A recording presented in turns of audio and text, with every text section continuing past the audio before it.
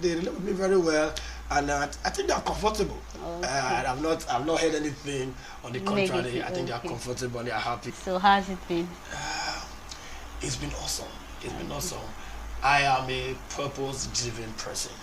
Okay. Like I always say, purpose defines my life. Okay. Starting a church for me is more like branching into another aspect of what I've always been involved in. Okay. Of course, though it's a whole new experience. You know, Wow. I've been an itinerant preacher. I'm an NGO that I run. I've been into youth movements over the years. I've pastored on campus. I was involved in ministry during my NYSC. From secondary school to I've been in leadership. Okay. So, but starting a church is quite different. It's quite different. But the one thing I always believe, once you are in the center of God's will for your life, I see every challenge as an opportunity to go higher. Yeah, so though it's been challenging, but God has been faithful. To me, I say I'm catching fun. Wow. Doing what So I love. but did you, despite the fun and all of that, did you at any time, think about, Yes. Actually, I started the church alone.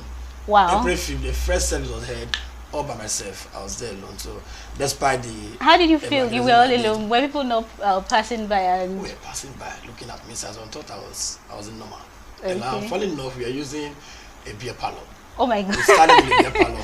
When God sent me to that community where we are today, I never knew anything about there. So getting a venue was quite challenging. We finally got this place and they gave us Sunday morning to use alone for the church. So because I knew the time was right in my spirit, I knew it was time to go into this. So I was dogged about it.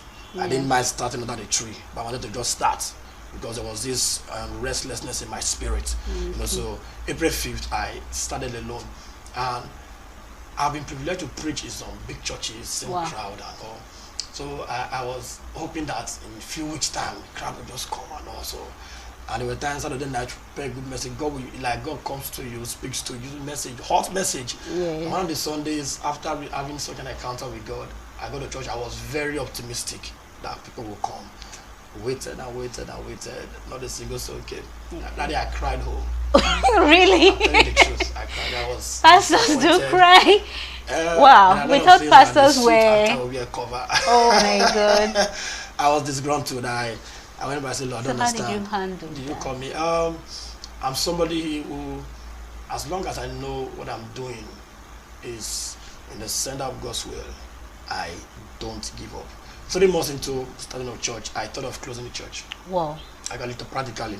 I said, Lord, I don't understand this. This is not what you told me. So it's the same thing with maybe people venturing into other anything. Wow. There's always that challenge. I always say the greatest force to conquer in anything you start is the force of inertia. To start. Newton's first law of motion says a body will continue in a state of rest or uniform velocity until it's acted upon by an external force. We can be very comfortable being in one place, being at rest potential, but what you need to succeed is to overcome that. Somebody once said to become a star, all you need to do is to start. Wow. Once you don't start, never grow. So it's a general principle. That's initial challenge always come. But what kept me going was the fact I knew that this was purpose. This was my life, and there was no turning back. And my walk with God also encouraged me.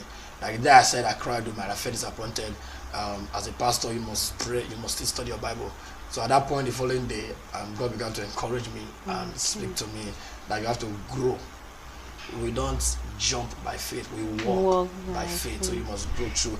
And when I read the stories or biographies of great men of God, I found out that they all went through the same phase. That became an encouragement. I said, okay, that means I'm on track, in achieving our goal. So I just encouraged myself and kept doing what I was doing.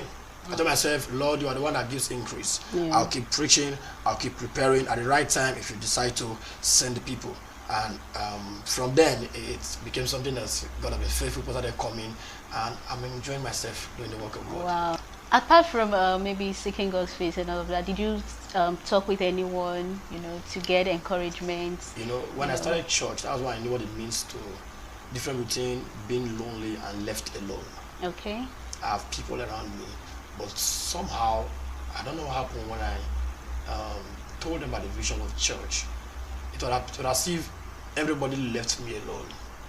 You know, I couldn't really explain. There was nobody to run to talk to.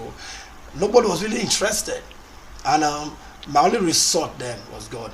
But then the place of mentorship. Mentorship, yes. You know, also comes in. I have a pastor, I have a spiritual father, who I always run to and let him know. Wow. And one time I met him, and he was asking, how's the church? He saw the looks on my face. He knew that. So the next one, he just looked at me and said, Impact, it will grow. Amen. And that I wrote that in my diary. That was so the thing pierced into me. You know, for a father who is massive, doing the great work as the last church, he said, don't worry, it will grow. That was so much an encouragement for me. You know, and also being under administration over time gave us real hope. Yes. That you're on track, keep going, it will grow. And it tells us the story I started too. It wasn't easy. So with those words, reading books also helped, you know, to go through that phase. We are not where we want to be, but we are not where we used to be. We are making progress.